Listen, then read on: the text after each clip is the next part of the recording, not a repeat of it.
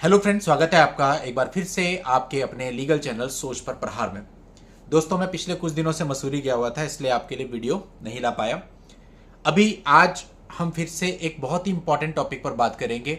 एक latest judgement जो कि ऑनरेबल सुप्रीम कोर्ट की तरफ से आया है, जहां पर पति पक्ष को बहुत बड़ा रिलीफ मिला है।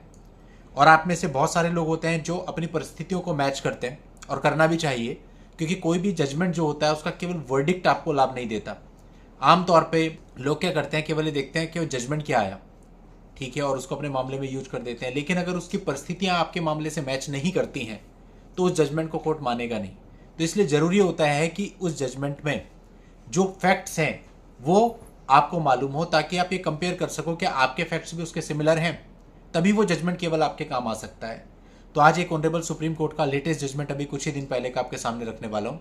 तो आप देखिएगा, इसके सारे फैक्ट्स मैं आपको बता रहा हूँ एक एक करके, कि वो फैक्ट्स अगर आपके मामले से मैच करते हैं तो आप भी इसको अपने मामलों में यूज कर सकते हैं।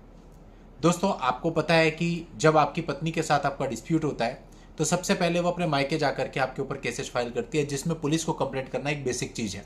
तो ऐसा ही कुछ इस मामले में भी था। अब हम पहले इसके फैक्ट्स जान लेते हैं।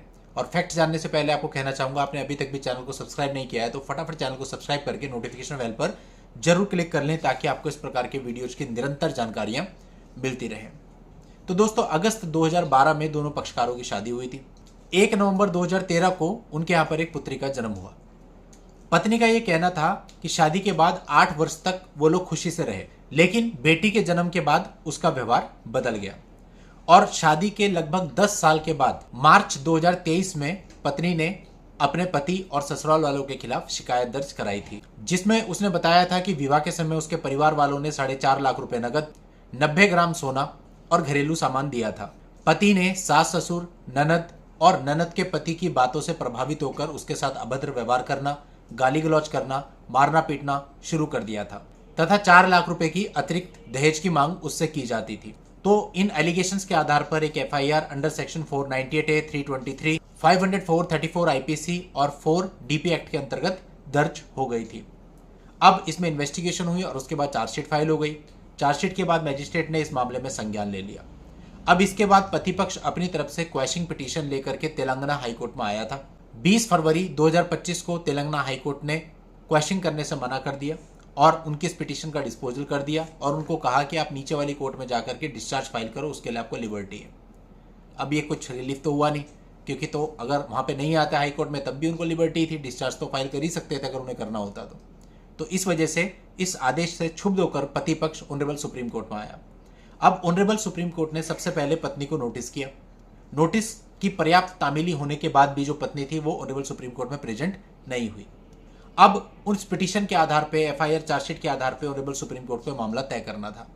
तो सुप्रीम कोर्ट ने पाया सभी जो आरोप हैं वो अस्पष्ट और सामान्य आरोप थे। किसी भी विशिष्ट उदाहरण या अवसर का विवरण नहीं दिया गया था। ऐसी किसी घटना का कोई विवरण, कोई एक्सप्लेनेशन नहीं था जहां पर उससे दहेज की मांग की गई हो और वो मांग पूरा ना करने पर उसके साथ शारीरिक और मानसिक क्रूरता की गई हो। मुख्य आरोप यह था कि जो एप्लीकेंट्स थे उनके उकसाने से पति का व्यवहार बदल गया था। अतः लगाए गए आरोपों को यदि उनके अंकित मूल्य, यदि उनकी फेस वैल्यू पर भी लिया जाए, तब भी प्राइमा फेसी वो किसी भी अपराध का गठन नहीं करते हैं, जिससे कि आपराधिक कार्यवाही उनके खिलाफ शुरू की जा सके।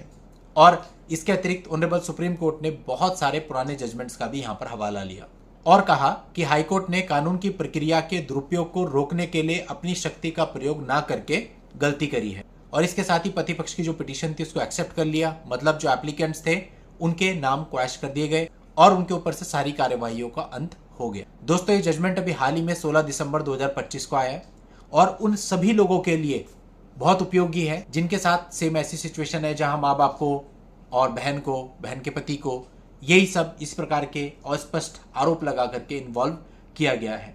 आप लोग की हेल्प के लिए इस मामले का लिंक आपको इस वीडियो के नीचे डिस्क्रिप्शन में मिल जाएगा, वहां जाकर के आप इसकी डिटेल में जानकारी ले सकते हैं। आज के इस वीडियो में इतना ही। नेक्स्ट वीडियो में नई जानकारी के साथ मैं आपसे फिर मिलता हूं।